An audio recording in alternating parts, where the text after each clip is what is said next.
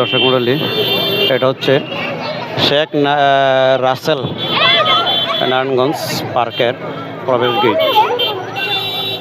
এখানে দেখেন আশ্চর্যজনক খাবার, এটা হচ্ছে পুরি, পানিপুরি দেখেন বিভিন্ন টক দিয়ে এই পুরিগুলি তৈরি করা হচ্ছে।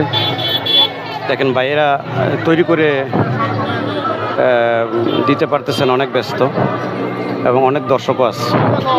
এই যে দেখেন ছেলেমেয়েরা খাচ্ছে অনেক আনন্দের সাথে। আর এই গোল্ডেন কালারের কলসির ভিতরে দেখেন বিভিন্ন রকমের টক দেওয়া আছে। এখানে যার যার মন মতো করে সে টক নিয়ে খাচ্ছেন।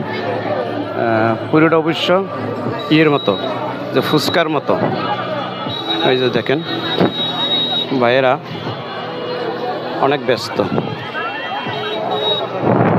দেখতে থাকুন, ভিডিওটা শেয়ার করে দিন সবাই একটু, যাতে দেশ বিদেশে সবাই দেখতে পারে। দেখেন এগুলো তৈরি করা হচ্ছে আর কি। এই পাশটা দেখাই, দেখেন অনেক ভিড়।